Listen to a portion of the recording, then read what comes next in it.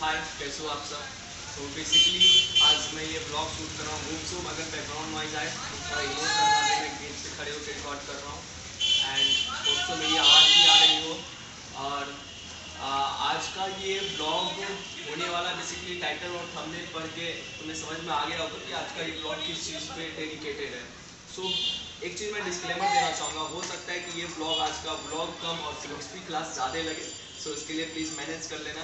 तो हम स्टार्ट करते हैं आज का ब्लॉग। एक्चुअली हम बातों को स्टार्ट करते हैं। बात कहाँ से, एक्चुअली बहुत सारी बातें हैं दिमाग में कहने को, तो वो थोड़ा टाइम लग सकता है आने में। कहाँ से शुरू करूँ, कहाँ खत्म करूँ, मुझे नहीं पता। इस सब चीज़ों को मैं कट कर दूंगा। जो मेन टॉपिक है, मुद्दे की बात पे उस पर आते हैं। सो बेसिकली अभी जो है हम कहाँ से स्टार्ट करें। हाँ, एक्चुअली ये ब्लॉग मेरे छोटे भाई के ऊपर होगा। मेरा छोटा भाई जो है उसने डिसाइड किया कि उसे मेडिकल का प्रिपरेशन करना है। तो दिल्ली में हम लोगों ने काफ़ी दिनों से मैं इसी चीज़ के पीछे परेशान हो रहा था और बहुत ज़्यादा इंगेज हो गया था इन सब चीज़ों में। मुझे वीडियो बनाने का बिल्कुल भी टाइम नहीं मिल रहा था।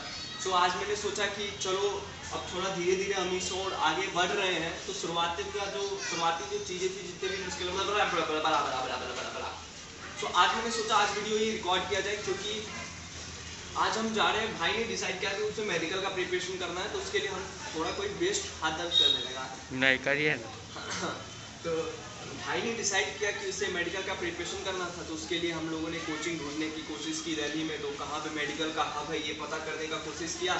तो जैसे आईएएस का हब मुखर्जी नगर माना जाता और है भी, और जैसे सीए का हब लक्ष्मी नगर माना जाता है, उसी तरह मेडिकल का हब शायद जनकपुरी माना जाता है, उत्तम नगर। उस तरफ बहुत सारे कोचिंग्स हैं मेडिकल के लिए। तो वही कल हम लोग पूरा दिन, और पिछले कुछ दिनों से मैं इसी के पीछे परेशान था, तो कल हम गए थे वहाँ पे इंक्वायरी के लिए। तो 2-4 कोचिंग्स वगैरह में हम लोगों ने इंक्वायरी की कि कौन सा बेस्ट कोचिंग होगा। तो अभी जो है मैं अपने भाई के लिए कोचिंग ढूंढने की कोशिश कर रहा हूँ, लाइक बेस्ट कोचिंग अपनी तरफ से, मतलब मैं अपने स्तर से उस चीज़ को ढूंढने की कोशिश कर रहा हूँ। और लाइक जब मैं बोल रहा हूँ बेस्ट कोचिंग, तो ये मत समझ लेना कि जो मैं बेस्ट कोचिंग बोल रहा हूँ वो तुम्हारे लिए भी बेस्ट कोचिंग हो सकता है या दूसरे के लिए भी बेस्ट कोचिंग है, ऐसा नहीं होता है। देखो इंडिया में यही प्रॉब्लम है ना, यहाँ पे 2 चीज़ें बहुत ट्रेंड पे है। पहला तो भेड़ चाल और दूसरा अंधभक्ति। मतलब भेड़ चाल करने का मतलब जहाँ भीड़ जा रही है ना, बस आंख बंद करो और दौड़ लगा दो उधर, ऐसा नहीं है। अंधभक्ति मतलब कि हम इंसानों को ये खूबी होती है, हम किसी चीज़ से अपनी भावनाओं को जोड़ देते हैं, उसके बाद उस चीज़ को हम भगवान की तरह ट्रीट करते हैं। लाइक वो कोई इंसान भी हो सकता है और कोई कोचिंग इंस्टीट्यूट वगैरह भी हो सकता है। लाइक किसी कोचिंग इंस्टीट्यूट से किसी कोचिंग से हमने अपनी भावना को जोड़ लिया, अब हम उस कोचिंग को भगवान की तरह ट्रीट कर रहे हैं। लाइक वही कोचिंग है, मतलब वो कोचिंग ऐसा है कि भगवान है, हम उसमें जाएंगे और डायरेक्ट हमें वो इंजीनियर और डॉक्टर बना के ही निकाल देगा, ऐसा कुछ नहीं है। देखो अंधभक्ति मत करो। लाइक एज हर्ट हो जाते हैं अगर उनका फीलिंग किसी कोचिंग से जुड़ा हुआ होता है ना, और उस कोचिंग का रैंकिंग भी अगर नीचे कर दो, हर्ट हो जाते हैं वो लोग, उनको तकलीफ हो जाती है कि नहीं तुम इस कोचिंग का रैंकिंग नीचे कैसे कर दिए। मतलब ऐसे अंधभक्ति मत करो और भेड़ चाल में मत चलो। अपने दिमाग का, अपने लॉजिक का इस्तेमाल करो, लॉजिक का इस्तेमाल करो, अपने दिमाग का, अपने मस्तिष्क का इस्तेमाल करो। हम इंसान इसी के लिए जाने जाते हैं। ओके, सो देखो एक्चुअली जब मैं बेस्ट कोचिंग की बात कर रहा हूँ, बेस्ट कोचिंग, तो इसका मतलब ये नहीं है कि ये बेस्ट कोचिंग तुम्हारे लिए भी बेस्ट हो। ओके, सो एक्चुअली देखो ऐसा होता है नहीं कि जब तुम ऑफकोर्स तुमने साइंस लिया तभी तुमने मेडिकल या इंजीनियरिंग किसी तरफ जाना चाहते हो साइंस के थ्रू। तो जब तुमने साइंस लिया है ना, तो ये साइंस सब्जेक्ट में सिर्फ सब्जेक्ट नहीं है, मतलब जिस चीज़ की तुम तैयारी कर रहे हो उस तैयारी में जो सब्जेक्ट है सिर्फ वो साइंस नहीं है। साइंस हर चीज़ में होता है, इस दुनिया के हर चीज़ में, कण कण में साइंस है, हर चीज़ के पीछे साइंस है। उस साइंस को समझने की कोशिश करो। तुम जो तैयारी करने जा रहे हो, जिस रास्ते में तुम निकले हो ना, तो सिर्फ उसमें साइंस सब्जेक्ट नहीं है, उस तैयारी के पीछे भी एक साइंस है और एक बहुत बड़ा साइंस है, उसे भी तुम्हें समझना होगा। साइंस सिर्फ किताबों में नहीं है, रियल लाइफ में भी साइंस होती है, उसे भी तुम्हें समझने की कोशिश करनी होगी, समझना होगा। ओके, सो लाइक देखो जैसे मैं फॉर एग्जांपल तुम्हें बताता हूँ, मैं बोल रहा हूँ अपने भाई के लिए बेस्ट कोचिंग, तो हो सकता है कि वो मेरे भाई के लिए बेस्ट हो, तुम्हारे लिए बेस्ट ना हो। क्यों? क्योंकि यहाँ पे बात होती है रेफरेंसेस की। लाइक हम एक रेफरेंस पॉइंट लेते हैं। लाइक तुम जब आओगे 11th में, जाहिर सी बात है तुम स्पायरिंग हो इसलिए तुम ये वीडियो देख रहे हो। जब तुम 10th के बाद साइंस लोगे ना, तो उस चीज़ में साइंस में ना फिजिक्स जब तुम पढ़ोगे उसमें रेफरेंस का बहुत बड़ा वैल्यू होता है। लाइक अगर तुम, यार बैकग्राउंड नॉइज आ रही है ना तो प्लीज़ थोड़ा सा इग्नोर करना, मेरी बातों पर फोकस करना, मेरी बातों को समझने की कोशिश करना। साइंस में, फिजिक्स में रेफरेंस पॉइंट का बहुत बड़ा वैल्यू होता है। लाइक सिर्फ अगर तुम किसी चीज़ का रेफरेंस पॉइंट चेंज करोगे ना तो पूरी की पूरी फिजिक्स बदल जाती है। ये बात तुम्हें पता होगा? हाँ पता है ना। तो यही चीज़ है, रेफरेंस का बहुत बड़ा मायने होता है साइंस में। ओके लाइक देखो तुम्हें समझ में नहीं आया, सिंपल एग्जांपल मैं तुम्हें समझाता हूँ। लाइक तुम स्टेशन पे खड़े हो, तुम्हारे सामने से ट्रेन गुजर रही है, तो ट्रेन गुजर रही है किस तरह से गुजर रही है? लाइक रेफरेंस मैंने तुम्हें लिया, तुम्हारे रेफरेंस में ट्रेन अगर स्टेशन पे चल रही है तो तुम्हारे रेफरेंस में ट्रेन आगे बढ़ रही है। लेकिन वही अगर हम लोग रेफरेंस चेंज कर दें, अगर जो ट्रेन के अंदर जो लोग बैठे हो उन्हें हम लोग रेफरेंस ले लें तो उसके रेफरेंस में ट्रेन रुकी हुई है, नहीं चल रही है। तो देखो रेफरेंस चेंज करने से पूरी की पूरी फिजिक्स बदल जाती है। होप सो तुम्हें समझ में आया होगा मैं क्या कहने की कोशिश कर रहा हूँ। उसी तरह जब मैं बेस्ट कोचिंग या बेस्ट टीचर कह रहा हूँ ना, तो मैं वहाँ रेफरेंस की बात कर रहा हूँ। मेरा हो सकता है हर किसी का रेफरेंस अलग हो, तुम्हारा रेफरेंस अलग होगा। मैं कुछ रेफरेंसेस ले रहा हूँ, उसके बेसिस पे मैं डिसाइड करूँगा कि मेरे लिए कौन सा बेस्ट, मतलब भाई के लिए कौन सा बेस्ट कोचिंग होगा, कौन से बेस्ट टीचर्स होंगे वो। लाइक जैसे आमतौर पर रेफरेंसेस क्या लेते हैं, जिन्हें कुछ नहीं पता, तुम अगर नए एस्पायरिंग आना चाह रहे हो इस फील्ड में, तुम्हारे लिए रेफरेंस क्या होगा? लाइक कौन सा कोचिंग सबसे बेस्ट होगा? तुम भीड़ को देखोगे, किस कोचिंग ने सबसे ज़्यादा भीड़ को निकाला है। लाइक सबसे ज़्यादा IITians, सबसे ज़्यादा डॉक्टर्स किस कोचिंग ने निकाले हैं, उस बेसिस पे तुम डिसाइड करोगे कि वो कोचिंग बेस्ट होगा। नहीं, ऐसा बिल्कुल भी नहीं है। लाइक अगर तुम टीचर के पास भी जाते हो, तुम टीचर को, लाइक तुम टीचर का क्वालिफिकेशन देखते हो, टीचर ने ये किया हुआ, वो किया हुआ, 8 साल का एक्सपीरियंस है, ये निकाला हुआ, वो निकाला हुआ, सब फलाना ठिकाना देख ले, तो उस बेसिस पे तुम डिसाइड करते हो कि टीचर बेस्ट है कि नहीं। नहीं, ये सभी रेफरेंस बहुत गलत है, बहुत गलत। तुम जब भी रेफरेंस लो ना तो खुद को रेफरेंस लो। खुद को कहने का मतलब लाइक मायने ये नहीं रखता है कि टीचर कितना क्वालिफाइड है, मायने ये रखता है कि तुम टीचर से कितना ले सकते हो, कितना गेन कर सकते हो, सबसे ज़्यादा मायने ये रखता है, समझे। लाइक मैं तो भेड़ चाल का हिस्सा बन गया। लाइक मैंने भी बहुत सारे मतलब मैंने भी प्रिपरेशन की थी IIT की। तुमने अगर मेरी पुरानी वीडियोस देखी होगी, 2-3 साल 4 साल पुरानी वीडियोस, तो तुम्हें समझ में आएगा मैंने भी IIT के प्रिपरेशन के लिए घर से बाहर निकला था। और ये जर्नी बहुत उतार चढ़ाव वाली थी। मतलब मैंने भी बहुत कुछ झेला हुआ है यार, क्या ही बताऊँ। मतलब हाँ, कभी छुट्टी में या कभी फ्री होकर वो सारी चीज़ें मैं मतलब अपना एक्सपीरियंस शेयर करूँगा। मतलब मैंने इस फील्ड को एक्सपीरियंस किया हुआ है। सो ये सारी चीज़ें हैं, तो यही सब चीज़ों को समझना होगा तुम रेफरेंस किस चीज़ को लेते हो। लाइक एक चीज़ मैं तुम्हें गाइड करना चाहूँगा, बस मेरी तरफ से एक छोटा सा टिप समझो, एक बड़े भाई की तरफ से। अगर तुम इस चीज़ के प्रिपरेशन में उतरना चाहते हो तो वैसी जगह कभी भी मत जाना, कभी भी मत जाना, गलती से भी मत जाना जहाँ भीड़ जाती है, कभी भी मत जाना। मैं बता रहा हूँ इस भीड़ का क्या ताल्लुक है, मैं तुम्हें समझा रहा हूँ, बने रहो वीडियो में, मैं तुम्हें अच्छे से समझा रहा हूँ। लाइक लेट सपोज तुम्हारा कोई गोल है, हो सकता है तुम्हारा गोल हो एग्ज़ाम क्रैक करना IIT का या नीट का या एम्स का, हो सकता है तुम्हारा गोल हो कॉलेज लेना, बेस्ट कॉलेज IIT के लिए या नीट के लिए, जो भी तुम्हारा गोल, उस गोल को छत समझो, ठीक ना, उस गोल को तुम छत समझो। छत हवा में तो नहीं लटकी रहेगी, छत को खड़ी होने के लिए चाहिए पिलर्स। तो इस जो तुम्हारा गोल है ना, उसके 3 मेन पिलर्स होंगे, 3 मेन स्तंभ, पिलर्स, जिस पे वो छत टिकी होगी। पहला तो तुम्हारा सिलेबस, क्योंकि यही सिलेबस को तुम्हें कंप्लीट करना है, यही सिलेबस तुम्हें तुम्हारे गोल तक पहुंचाएगी। दूसरा है तुम्हारे टीचर्स, तुम्हारे शिक्षक, जो तुम्हें इस सिलेबस को ख़त्म करने में मदद करेंगे। और तीसरा है वो तुम खुद, क्योंकि सिलेबस को कंप्लीट तुम्हें ही करना। तो ये 3 मेन स्तंभ हैं, 3 मेन पिलर्स उस छत के, वो छत तुम्हारा गोल है, समझे ना। अब देखो, जब भीड़ की बात मैं करता हूँ ना, जहाँ पे भीड़ जाती है वहाँ कभी मत जाना। होता क्या, जैसे मैंने पिछले बार कहा था कि मायने ये नहीं रखता है कि टीचर कितना बेस्ट है, मतलब कितना क्वालिफाइड है, मायने ये रखता है कि तुम टीचर से कितना गेन कर पाते हो। उस बेसिस पर डिसाइड करो कि टीचर बेस्ट है कि नहीं तुम्हारे लिए। अब जब भीड़ की बात आ जाती है ना, अब मान लो एक टीचर है, 300-400 बच्चे पढ़ रहे हो उस टीचर से तुम जा रहे हो टीचर के पास डाउट पूछने के लिए, अब जब तुम जा रहे हो काउंटर पे देख लो भाई इतने सारी भीड़, मतलब तुम्हारे आगे भी इतनी लंबी लाइन लगी हुई है डाउट के लिए। अब जाहिर जाहिर सी बात है, उस भीड़ के सामने जब तक वो भीड़ खत्म होगी तुम बहुत लेट हो जाएगा। मतलब तुम्हारा टीचर के साथ ओवरऑल ये समझो कि जब भीड़ आती है ना तो तुम्हारा टीचर के साथ इंटरेक्शन नहीं बन पाता है। लाइक जब तक टीचर के साथ इंटरेक्शन नहीं बनेगा कुछ नहीं कर पाओगे। तुम्हारा सिलेबस, टीचर और तुम, ये तीन मेन पिलर्स हैं, हमेशा याद रखना।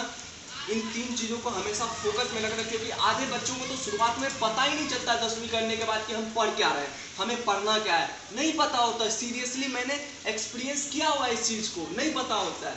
तो सबसे पहली बात, जब तुम शुरुआत में जाते हो तो शुरुआत के 1 महीने, कुछ हफ्ते, 1 महीने तो लगाओ अपने सिलेबस को समझने में कि तुम्हें पढ़ना क्या है। उसके बाद अच्छे टीचर्स को पकड़ो, और टीचर से इंटरेक्शन बहुत ज़रूरी है भाई। मेरे दोस्त, मेरी जान सुनो, अगर तुम्हारा टीचर से इंटरेक्शन नहीं बनाना, नहीं हो पाएगा बॉस। अब तुम कहोगे कि कोई किसी को नहीं समझा सकता, कोई किसी को नहीं पढ़ा सकता। हाँ ठीक है, मैं मानता हूँ कोई किसी को नहीं समझा सकता, नहीं पढ़ा सकता, लेकिन एक गाइडेंस तो होना चाहिए ना। गाइडेंस बहुत बड़ा रोल प्ले करता है बॉस, गाइडेंस। लाइक मैंने इतनी मेहनत करी थी यार, मुझे ऐसा बैकग्राउंड है प्लीज इग्नोर करना, मतलब मुझे ऐसा लगता है अगर मुझे थोड़ा सा भी गाइड मिला होता नहीं यार, थोड़ा सा भी, तो ठीक है। मैंने आईआईटी के प्रिपरेशन के लिए गया था, आईआईटी नहीं तो एटलीस्ट एनआईटी कॉलेज तो मैं ले ही लेता यार, इतना था मेरे में, मुझे पता है मैंने कितनी मेहनत करी थी। तो गाइडेंस बहुत बड़ा रोल प्ले करता है मेरे भाई, बहुत बड़ा। लाइक अगर तुम किसी युद्ध में जा रहे हो, ठीक, तुम बहुत मेहनती हो, बहुत मेहनती हो, बहुत बहुत बहुत मेहनती हो। तुमने क्या क्या युद्ध में जाने के लिए अपने तलवार में बहुत ज्यादा धार कर लिया, लेकिन तुम्हें पता ही नहीं है कि कब, किस समय, कितनी जोर से वार करना है। तो भाई तुम अपनी तलवार में कितनी भी धार क्यों ना कर लो, वो युद्ध तुम नहीं जीत सकते हो, नहीं जीत सकते। इसलिए प्रॉपर गाइडेंस की बहुत जरूरत होती है हमें। इट्स लाइक हाँ देखो, और होता क्या ना, ये 50% बच्चों के साथ मैंने देखा है, 50% मैंने बहुत कम बोला है, कि जब बच्चे 10th के बाद 11th में इंटर करते हैं ना, तो मैक्सिमम बच्चों का 11th ढीला हो जाता है, कितनों का तो छूट जाता है, कितनों का बर्बाद हो जाता है, क्योंकि 11th में आते हैं वो चीज़ें उनके लिए नहीं होती है, उसको ज़्यादा सीरियसली लेते नहीं है बच्चे, और हंसते खेलते मौज मस्ती हंसी मजाक में निकाल देते हैं 11th बर्बाद हो गया। लेकिन मैं ये लिख के देता हूँ, जिस भी बंदे का 11th चौपट हुआ है ना, मैं लिख के देता हूँ सरकारी कागज पे, उसका अगर निकल गया ना, मैं अपनी सारी संपत्ति तुम्हारे नाम कर दूंगा। बस मुझे एक एग्जांपल ऐसा ढूंढ के दिखा दो जिसका 11th बर्बाद हो गया हो, छूट गया हो और उसने निकाल लिया हो। मैक्सिमम केस, इन जनरल की मैं बात कर रहा हूँ, एक्सेप्शंस होते हैं। हाँ देखो, मैं तुम्हें ऐसे एग्जांपल्स दे दूंगा जिसका 11th पूरा बर्बाद हुआ और उसने निकाल लिया, लेकिन उसके पीछे का साइंस समझो। हर चीज़ के पीछे साइंस होता है, ठीक ना। उसका हो सकता है, उस बच्चे का माइंड, उसका हर किसी का सोचने का, समझने का और लिसनिंग कैपेसिटी अलग होता है, अंडरस्टैंडिंग कैपेसिटी अलग होता है। तो ये सब हर स्टूडेंट का अलग अलग होता है। तो हो सकता है जिसका 11 छूट गया उसने तुरंत रिकवर कर लिया और उतनी स्ट्रॉन्ग उसे गाइडेंस भी मिली होगी, उतनी स्ट्रॉन्ग उसे सपोर्ट भी मिली होगी। उस गाइडेंस, सपोर्ट प्लस अपने अंडरस्टैंडिंग पावर के बदौलत उसने रिकवर कर लिया और निकाल लिया। वो एक्सेप्शंस होते हैं। मैं इन जनरल केस की बात करता हूँ। अगर तुम्हारा 11 छूटता है ना बॉस, तो फर्क पड़ेगा और बहुत फर्क पड़ेगा। तो मैं ये पर्सनली कहना चाहूँगा, अगर तुम आ रहे हो ना तो 11th को बिल्कुल भी हंसी मजाक में मत लो। फॉर एग्जाम्पल, रुको मैं तुम्हें एक एग्जाम्पल से समझाता हूँ। फॉर एग्जाम्पल, फिर से कहना चाहूँगा, बैकग्राउंड नॉइस थोड़ा सा इग्नोर करना प्लीज। हाँ, फॉर एग्जाम्पल लाइक तुम एक पेड़ लगाते हो, ठीक है ना, पेड़ लगाते हो। जब तुम उसका बीज बोते हो तो पहले जड़ निकलता है, पता है। वो जड़ जब निकलता है तो वो पहले मिट्टी को पकड़ता है, ठीक ना। उस जड़ के मजबूती से ना फिर वो पेड़ आगे चल के बड़ा होता है, उसके तने निकलते, फिर वो पौधा बड़ा होकर पेड़ बनता है उस जड़ के मजबूती से। तो वो जड़ समझो तुम्हारा 11th है। 11th, सुनो मेरी बात, 11th। तो अगर ठीक है जड़ तुम्हारा ढीला हो जाता है ना, तो फिर भी उस पौधे को तुम पेड़ बना सकते हो सपोर्ट के मदद से, ठीक ना। और भी तुम सपोर्ट उन्हें अच्छे से सपोर्ट दे दोगे ना, तो वो हो सकता है पौधा बड़ा हो जाए, पेड़ बन जाए। लेकिन याद रखना कि जड़ उसका कमजोर है अभी भी। अगर जरा सा भी वो सपोर्ट से इधर उधर हिला, या तो वो पेड़ गिर जाएगा या फिर धंस जाएगा नीचे। इस चीज को याद रखना हमेशा। इसलिए 11th को कभी भी मजाक में मत लेना मेरे भाई। 11th को बहुत ही सीरियसली पढ़ना, बहुत सीरियसली, क्योंकि लाइक अगर तुम्हारा 11th छूटा ना 12th में नहीं कर पाओगे, कुछ समझ में नहीं आएगा तुम्हारे। झूठ क्यों बोले यार, क्योंकि 12th में जितने भी टॉपिक्स हैं ना सारे डिपेंडेंट है 11th से ही, उसी के ब्रांच है 12th में, ठीक है ना। हाँ, कुछ इंडिपेंडेंट टॉपिक्स हैं जो कि 11th से रिलेटेड नहीं है, वो इंडिपेंडेंट है, उन्हें तुम समझ सकते हो 12th में आके, लेकिन फिर भी तुम्हारा 11th कमजोर है। और जो इंडिपेंडेंट टॉपिक्स है उससे कुछ परसेंट ही क्वेश्चन आते हैं तुम्हारे एग्जामिनेशंस में, लेकिन जो मेन टॉपिक्स है ना वो सारे डिपेंडेंट है 11th पे। इसलिए कोशिश करना, अगर तुम नए आ रहे हो तो अपना 11th बर्बाद मत होने देना, बहुत सीरियसली इस चीज़ को लेना, ओके। 11th बिल्कुल भी बर्बाद मत होने देना। और जिनका, और मैक्सिमम बच्चों का हो जाता है यार, मैंने देखा है 11th बहुत सारे बच्चों का वीक हो जाता है। अगर ऐसा केस है, देखो मैं डिमोटिवेट नहीं कर रहा हूँ, कर लेना, फिर भी कोशिश करना रिकवर करने की, अपनी तरफ से पूरी कोशिश करना, ओके। सो ये 3 मेन पिलर्स हैं, इसको हमेशा माइंड में रखना। और लाइक मैं अपनी कहानी में थोड़ा सा शेयर करना चाहूँगा। लाइक मैंने भी बहुत स्ट्रगल किया। अगर तुम इस एक चीज़, और मैं मोस्ट इंपॉर्टेंट मैं कहना भूल गया था, एक चीज़ मैं कहना चाहूँगा, अगर तुम इस फील्ड में आ रहे हो, तुम अभी 10th में हो और तुम आ रहे हो ना इस फील्ड में उतरना चाहते हो, कोई भी मेडिकल इंजीनियरिंग सेम ही है, सिलेबस वाइज नहीं, मतलब एक होल स्टोरी समझो इसे, ठीक है, होल प्रोसेस वाइज ये सेम है, वही चीज़ करनी पड़ती है। अगर तुम इस फील्ड में उतरना चाहते हो तो सबसे पहला काम ये करना है कि एक सवाल बस खुद से पूछना कि तुम ये क्यों करना चाहते हो। क्या तुम ये पीयर प्रेशर में कर रहे हो, या पेरेंट्स के, या फिर शर्मा जी के बंदे ने निकाल लिए, शर्मा जी के लड़के ने निकाल लिया, अब मुझे भी निकालना है, वर्मा जी के बच्चे ने निकाल लिया, मुझे भी निकालना है, गुप्ता जी के लड़के ने निकाल लिया, अब मुझे भी निकालना है। अगर ऐसा करो मत आओ, पहले ही बोल रहा हूँ, ये चीज़ें मत करना, क्योंकि बहुत पढ़ना पड़ता है, बहुत। ये जो अभी मैंने 1 सेकंड में ये जो एक शब्द बोला है ना, बहुत, 2 सेकंड में जो मैंने एक शब्द बोला है बहुत, ये 2 सेकंड का शब्द नहीं है, ये 2 साल की जर्नी है। और मेरे भाई 2 साल नहीं, 7 साल 8 साल लग जाते हैं, ठीक ना। तो ये बहुत हल्के में मत लेना, ये बहुत होता है, मैंने बहुत हल्के में बोला इसे। लाइक ये जो मैंने एक शब्द बोला ना बहुत, मेरी पूरी कहानी घूम गई मेरे दिमाग में यार। ऐसा मतलब मेरे लाइफ में फेज आया था ना, जब मैंने पटना में 1 साल पटना में तैयारी किया था, 1 साल कोटा में भी तैयारी किया था, तो एक्सपीरियंस हो गया भाई। तो एक्सपीरियंस बोलता है, एक्सपीरियंस क्या बोलता है सुनो। जब मैं पटना में था ना, तो मैं नाला रोड से बाजार समिति जाता था लगभग, जहाँ मेरी कोचिंग थी, इंडिविजुअल कोचिंग में करता था, ऑलमोस्ट 4-5 किलोमीटर होते थे।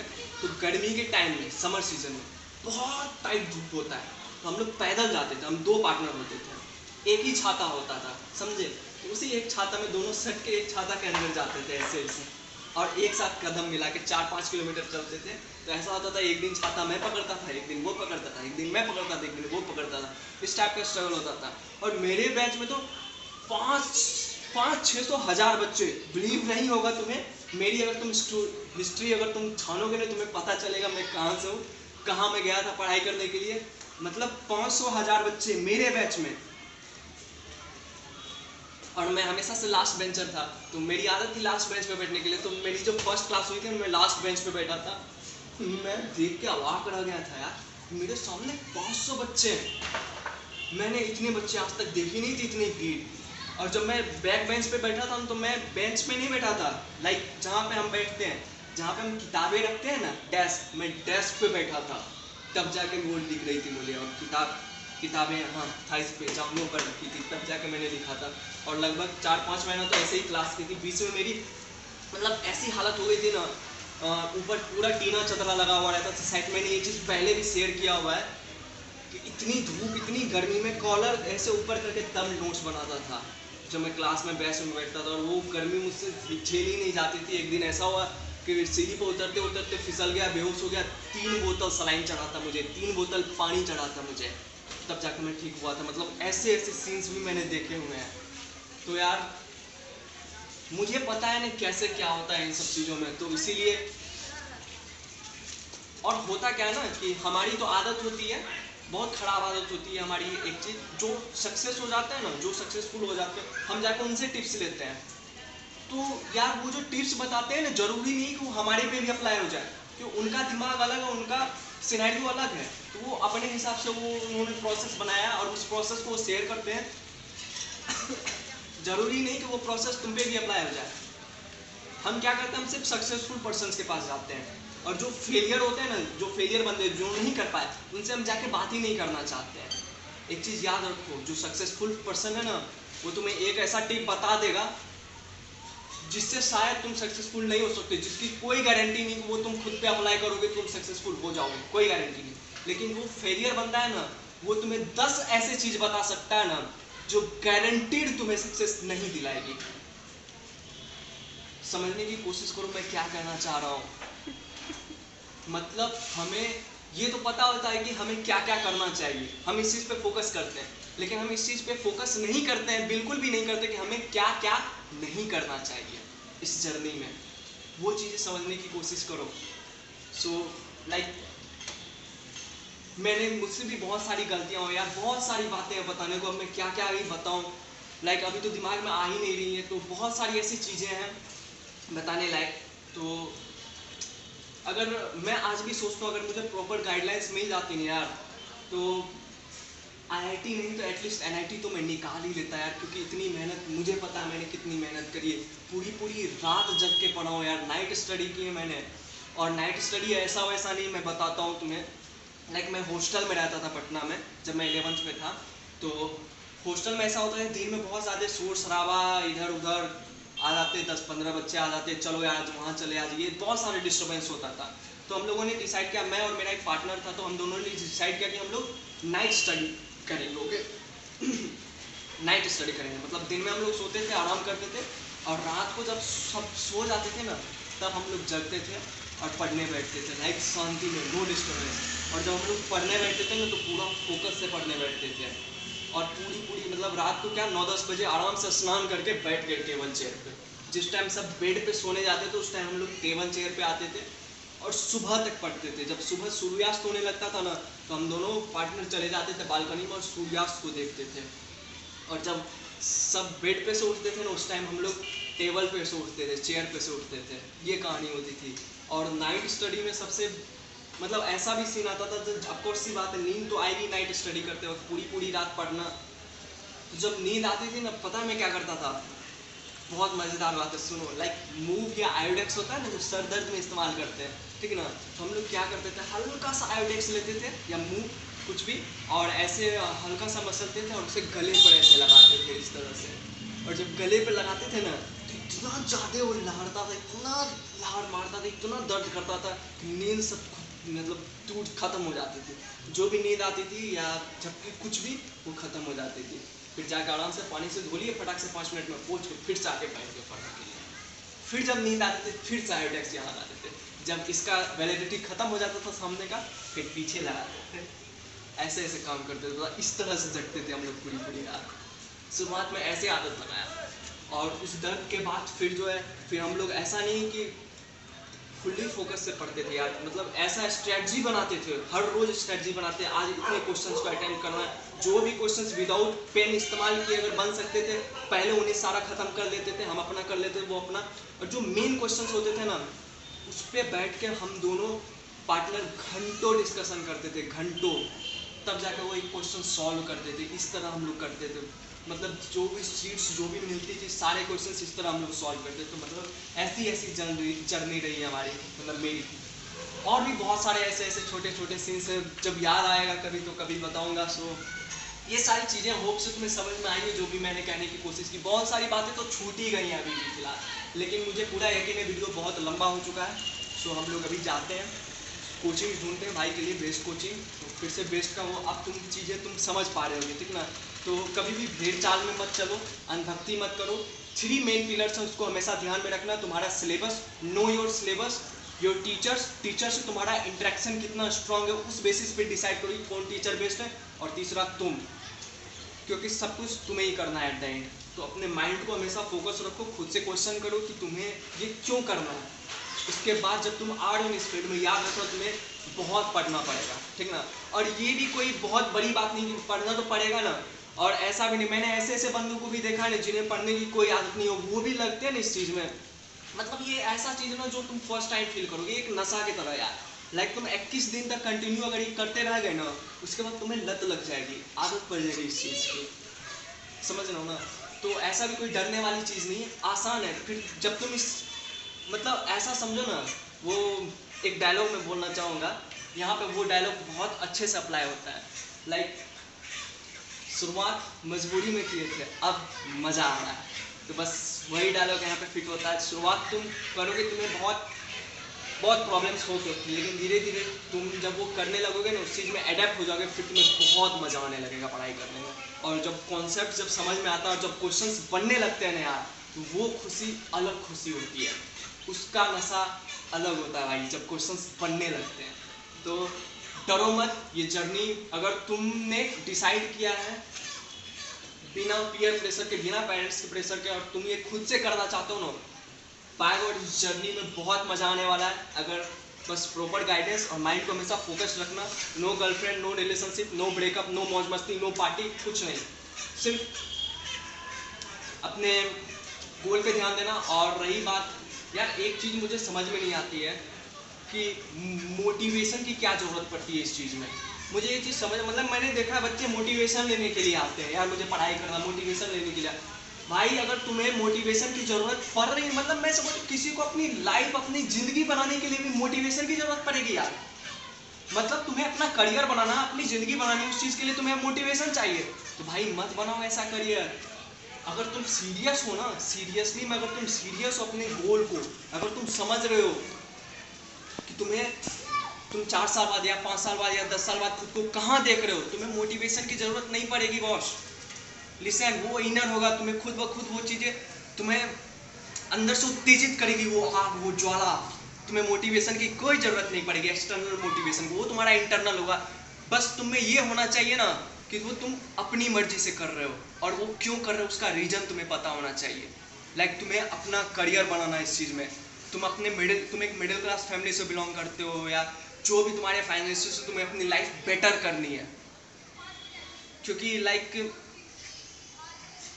मैं क्या ही बोलूँ यार, एक मिडिल क्लास माँ बाप ना सब कुछ सेक्रीफाइस कर देते हैं यार अपने बच्चे के भविष्य को बनाने के लिए, बहुत सेक्रीफाइस करते हैं। लाइक मेरा भाई भी इस चीज़ की बहुत फिक्र करता है, उसे पता है कि रिकॉर्डिंग अभी ये सामने ही खड़ा है, हंस रहा है, उसे पता है मैं तुम्हारे बारे में एक चीज़ बोलना चाहूँगा। लाइक वो बहुत अच्छे से समझता है इन चीज़ों को कि पैसों की कितनी दिक्कत होती है और माँ बाप किस तरह पैसों का अरेंज करते हैं। और मिडिल क्लास फैमिली में होती है ना कि माँ बाप ना जब बात बच्चों की भविष्य की आती है ना, तो अपना जान दांव पे लगा देते हैं यार, हर मुसीबत से लड़ जाते हैं। जितनी भी सेक्रीफाइसेस करनी होती है ना, सोचते भी नहीं, ये कर डालते हैं। और एक हम बेवकूफ़ गधे जो इस चीज़ को कभी रियलाइज ही नहीं करते, रियलाइज करते हैं तब जब सब कुछ ओवर हो चुका रहता है। तो ये चीज़ें मत करना, समझना तुम्हारे पेरेंट्स बहुत होप लगाए हुए तुमसे। जब तुम आ रहे हो ना, तो पूरी शिद्दत से आना बॉस, पूरा फोकस हो गया ना, पूरा अपना गोल डिसाइड करके आना। 3 मेन पिलर्स, उसे कभी मत बोलना, मैं फिर से रिपीट कर रहा हूँ, तुम्हारा सिलेबस, तुम्हारे टीचर्स और तुम खुद, उसके ऊपर वो छत बनेगा जो तुम बनाना चाह रहे हो। समझ लो, वो गोल, वो फोकस। सो इसलिए उस चीज़ की वैल्यू करो, कभी भी भेड़ चाल में मत भागो, अंधभक्ति मत करो, अपने दिमाग का यूज करो। हर चीज़ के पीछे एक साइंस होती है, उस साइंस को समझने की कोशिश करो। ऑफकोर्स तुमने साइंस लिया है तो फील करो उस चीज़ को यार, नेचर के हर चीज़ में विज्ञान है। तो हम चलते हैं फिर जनकपुरी, वहाँ भाई के लिए कोचिंग ढूंढते हैं, और भी कुछ मज़ेदार चीज़ें होंगी या कुछ बोलने को होगा, मैं वहाँ पे सारी चीज़ों को डिस्कस करूँगा। और मेरे माइंड में अभी बातें आ नहीं रही हैं, मुझे लेट हो रहा है एक्चुअली, इसलिए मुझे जाना है। तुम्हारे माइंड में कोई भी क्वेश्चन, क्वारीज, कुछ भी हो ना, नीचे कमेंट करके जरूर बताना। मैं कसम खा के कह रहा हूँ, मैं एक बड़े भाई की तरह तुम्हें जवाब दूंगा, एक बड़े भाई की तरह ट्रीट करूँगा। जिस तरह मैं अपने छोटे भाई के लिए इतनी मेहनत कर रहा हूँ, तुम्हें भी वैसे ही ट्रीट करूँगा। अगर तुम्हारे माइंड में कोई भी क्वेश्चन, क्वारीज कुछ भी हो, और जो भी इंजीनियरिंग मेडिकल फील्ड में जाना चाहते हैं तुम्हें लगता है कि ये वीडियो उनके लिए हेल्पफुल हो सकती है, तो प्लीज़ ये वीडियो उनको ज़रूर दिखाना। और कोई भी क्वेश्चन, क्वारीज कुछ भी नीचे ज़रूर करना। और लाइक, शेयर, सब्सक्राइब का इस वीडियो में नहीं करूँगा, ओके। सो वैसे मैं ये ब्लॉग बनाने का सोच रहा था, फिलोसफी क्लास हो गया, तो इतना बोलने के बाद मेरा देख रहा हूँ गला भी दर्द करने लगता है। सो बैकग्राउंड नॉइस इग्नोर करना। हम फिर जल्दी चलते हैं। और भी कुछ रह गया क्या बोलने को? चलते हैं जनकपुरी जल्दी से यार।